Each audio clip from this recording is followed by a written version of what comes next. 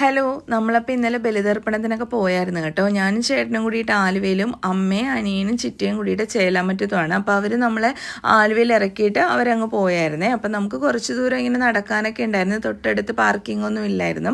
അപ്പോൾ അങ്ങനെ നടന്ന് പാലത്തിൽ കയറുമ്പോൾ തന്നെ താഴത്ത് അമ്പലത്തിൽ ബലിയിടാനുള്ള നല്ല തിരക്കൊക്കെ നമുക്ക് കാണാമായിരുന്നു. എത്ര തിരക്കാണെങ്കിലും നമുക്ക് അതിനുള്ള സൗകര്യം ഒരുക്കിയിരിക്കുന്നത് കൊണ്ട് നമുക്ക് വേഗം ബലിതർപ്പണം ചെയ്തിട്ട് തിരിച്ച് പോരാന്നുള്ള പ്രതീക്ഷയിലാണ് നമ്മൾ അങ്ങോട്ടേക്ക് ചെല്ലുന്നത്. പക്ഷേ ഇത്തവണ ചെന്നപ്പോൾ മനസ്സിലായി നമുക്ക് അവിടെ ഒരു സൗകര്യവും ഒരുക്കിയിട്ടുണ്ടായിരുന്നില്ല.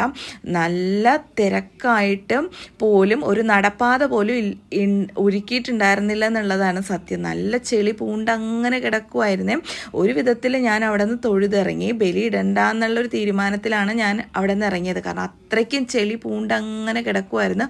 ആളുകൾക്ക് നന്നായിട്ട് ബുദ്ധിമുട്ടുമായിരുന്നു കേട്ടോ. അപ്പോഴാണ് തൊട്ടടുത്ത് അദ്വൈത ആശ്രമത്തിൽ നല്ല രീതിയിൽ ആളുകൾക്ക് ബലിതർപ്പണത്തിനുള്ള സൗകര്യം ഒരുക്കിയിരിക്കുന്നത് കണ്ടത്.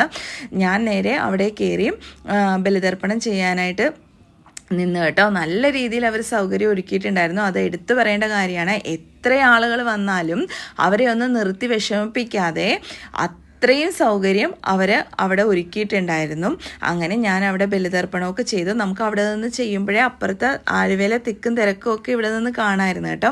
അപ്പോൾ അദ്വൈതാശ്രമത്തിൽ ഇങ്ങനെ ഒരു സൗകര്യം ഒരുക്കിയിരിക്കുന്നത് കൊണ്ട് തന്നെ ഒത്തിരി ആളുകൾ ഇവിടെ വന്ന് ദർപ്പണം ചെയ്തായിരുന്നു കേട്ടോ.